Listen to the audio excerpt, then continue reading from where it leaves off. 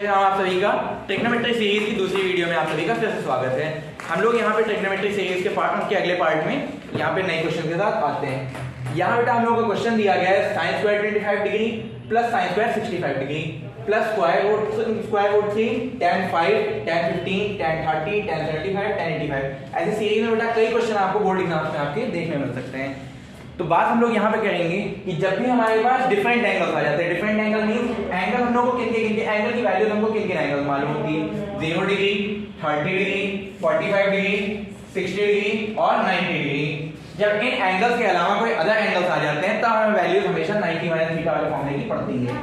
90 minus theta फॉर्मूले की value हमेशा हमको पड़ती है जब भी इन 5 एंगल्स के अलावा कुछ और आ जाए, ठीक है। तब हमें हमेशा किसकी जरूरत पड़ती है, एंगल की वैल्यू। तब हमें 90 माइनस थीटा वाले फॉर्मूले की जरूरत पड़ती है, ठीक है। यहाँ बेटा साइन दिया गया है और tan दिया गया है तो दोनों में 90 माइनस थीटा लगेगा। और दूसरी बात ध्यान रखने वाली कि हमेशा हम पूरे में नहीं लगाते हैं कि tan 5 पे भी 90 माइनस थीटा लगा दिया और tan 85 पे लगा दिया, बिल्कुल नहीं। हमेशा हम लोग क्या करते हैं, सिर्फ आधे पे ही ऐसा काम करते हैं, सिर्फ आधे पे ही ऐसा काम लोग करते हैं। कैसे करते हैं अब आगे हम लोग देखते रहेंगे, ठीक है। तो पहली बात बेटा हम लोग को क्या दिया गया है, sine square 25 degree plus sine square 65 degree. मैंने क्या बताया, इस पार्ट में हम लोग आधे पे ही करेंगे। हर पार्ट में हम लोग आधे पे ही करते हैं, आधे में ही एंगल फॉर्मूला लगाएंगे तो आधे पे लगाते हैं। जैसे sine square 25 degree is equals to cos square 90 minus 25 degree. बेटा ऐसा क्यों हुआ, ऐसा इसलिए हुआ क्योंकि हमारे पास फॉर्मूला क्या है, sine theta is equals to cos 90 minus theta, ठीक है। cos 90 माइनस थीटा बेटा मतलब जो भी थीटा होगा, थीटा हमने क्या मान लिया है, 25 डिग्री मान लिया, तो 90 माइनस थीटा यानी 90 माइनस 25 डिग्री हो जाएगा, नहीं हो जाएगा, ठीक है। तो sin 25 डिग्री बराबर cos 90 माइनस 25 डिग्री। तो cos 90 माइनस 25 कितना होता है बेटा, 65 होता है, ठीक है। यानी कि यहाँ पे कितना आ जाएगा, cos स्क्वायर 65 डिग्री किसके इक्वल में, sin स्क्वायर 25 डिग्री के इक्वल में। यानी मैं sin स्क्वायर 25 की जगह cos स्क्वायर 65 रख सकता हूँ बेटा, ठीक है, रख सकते हैं। तो यहाँ पर रखना शुरू करते हैं, sin स्क्वायर 25 की जगह तो इनको cos स्क्वायर 65 रखना है, रख देते हैं। cos square 65 degree plus sin square 65 degree,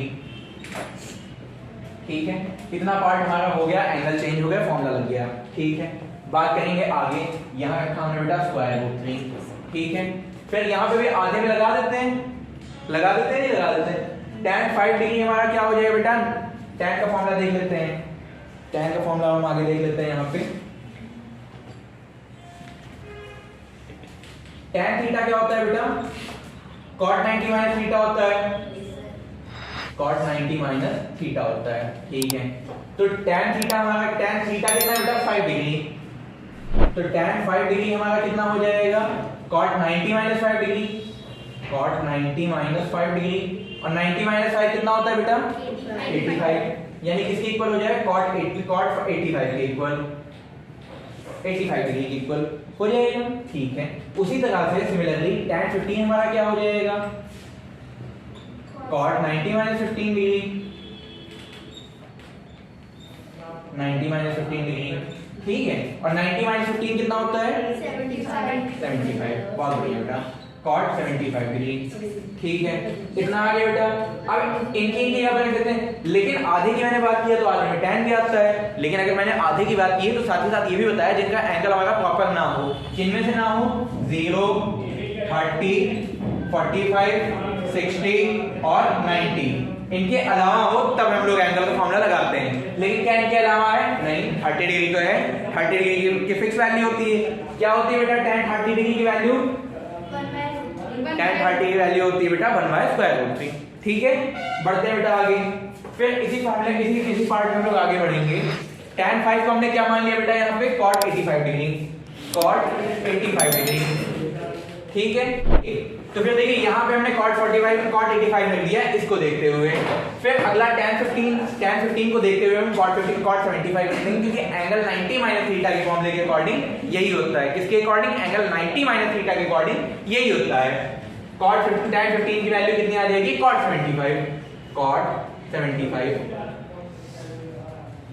75 degree, ठीक है। फिर बात करेंगे बेटा tan 30 की वैल्यू कितनी होती है, 1/√3 होती है। 1/√3 हम लोग रख देंगे, ठीक है। फिर tan 75 ऐसे ही छोड़ देंगे क्योंकि मैंने बोला हाफ में चेंज नहीं करते हैं। कितने में चेंज नहीं करते हैं? हाफ में चेंज नहीं करते हैं। tan 75 डिग्री और tan 85 डिग्री हो गया, बिल्कुल हो गया। किसी क्वेश्चन से क्या नहीं हुआ? हो गया, ठीक है। एक फॉर्मूला हम लोगों ने पढ़ रखा है बेटा किसी जन्म में कि sin square theta plus cos square theta कितना होता है? 1। किसी जन्म में पढ़ रखा है, किसी जन्म में लिख देते हैं 1। आगे बेटा इसकी सिंपल सी वैल्यू की थी कि थीटा तो सेम है 65 degree, sin square theta plus cos square theta बराबर 1। ठीक है, बहुत अच्छी बात। बेटा tan और cot का मल्टीप्लिकेशन हमेशा क्या होता है? tan theta into cot theta. देखिए समझिएगा, यार समझने वाली बात आती है आपके लिए, समझदार आप लोग वैसे भी हैं। इनटू cot थीटा, ठीक है, हमेशा 1 आता है। कैसे आता है इसको हम लोग देखते हैं। 1 कैसे आता है? क्योंकि tan थीटा हमारा tan थीटा ये रहेगा। cot का फॉर्मूला क्या होता है? 1/tan होता है बेटा, 1/tan थीटा। tan से tan कट जाएगा बेटा, बचेगा कितना? 1। ठीक है, यानी cot 85 और tan 85 क्या हो जाएंगे बेटा? मल्टीप्लिकेशन में ही तो है। cot 85 into tan 85 क्या हो जाएगा? 1 हो जाएगा।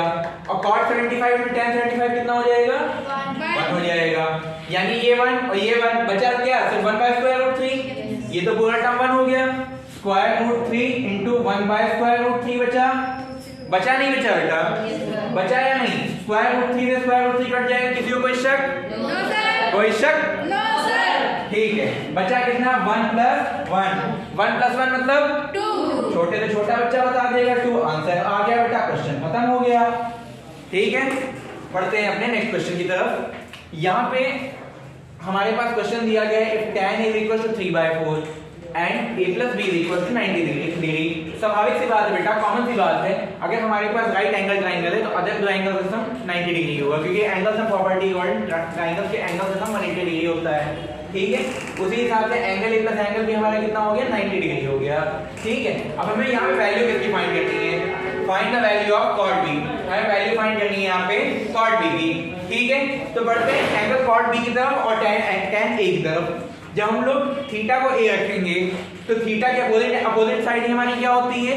परपेंडिकुलर होती है। तो ये हमारा परपेंडिकुलर हो जाएगा, हमारा बेस हो जाएगा।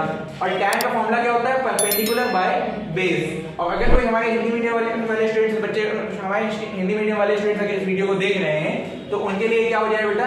लंब बटे आधार हो जाएगा, लंब बटे आधार हो जाएगा। ठीक है, जब बेटा हमारा परपेंडिकुलर ये बेस ये तो हमारा tan ये हो जाएगा। ठीक है, यानी बेस कितना हमारा? 4 हो जाएगा। और परपेंडिकुलर हमारा कितना बेटा? 4, सॉरी परपेंडिकुलर हमारा 3 है, तो ये हमारा 3 हो जाएगा। जब हम लोग cot b के पर्सपेक्टिव से देखेंगे तो cot b हमारा ये परपेंडिकुलर हो जाएगा, न्यू परपेंडिकुलर। ठीक है, न्यू परपेंडिकुलर हमारा ये हो जाएगा क्योंकि एंगल b के पर्सपेक्टिव से देख रहे हैं। और cot b का फॉर्मूला क्या होता है बेटा? b/p base upon perpendicular. ठीक है, और हिंदी मीडियम वाले बच्चों के लिए क्या हो जाएगा बेटा? ये आधार बटे लंब, आधार बटे लंब। या जिनको नहीं याद हो ये याद रखिए, tan का अपोजिट cot होता है। tan अगर p/b होगा तो p/p होगा, यानी tan अगर हमारा लंब बटे आधार होगा तो आधार बटे लंब हो जाएगा। हो जाएगा बेटा? नहीं हो जाएगा? ठीक है, बढ़ते हैं आगे। अब हमारा बेस की बात करें, बेस यानी आधार क्या हो जाएगा एंगल बी के रिस्पेक्ट में? ये हो जाएगा, क्योंकि परपेंडिकुलर हमारा क्या होता है? एंगल के अपोजिट साइड। एंगल हमारा बी आ रहा है यहाँ पे, तो उसके अपोजिट साइड क्या हो जाएगा हमारा? 4। और 4 यहाँ पे हमारा क्या है? नया परपेंडिकुलर है, क्योंकि परपेंडिकुलर चाहिए तो परपेंडिकुलर हमारा नया यहाँ क्या हो गया बेटा? 4। और हमारा बेस यहाँ पे नया क्या हो गया? 3। यानी cot b की वैल्यू हमारी tan a के बराबर है। हम लोग से क्या पूछा गया? Value of cot b। cot b हमारा कितना आ गया बेटा? 3/4, जो कि हमारा आंसर है। इसी तरह के बेटा क्वेश्चंस आपके आते रहेंगे 1 मार्क्स में बोर्ड में। इनकी प्रैक्टिस के लिए जुड़े रहें हमारे चैनल के साथ और लाइक और सब्सक्राइब इस चैनल को दबा के करें। इस चैनल को आपके सपोर्ट की जरूरत है। जय श्री राम, जय हिंद।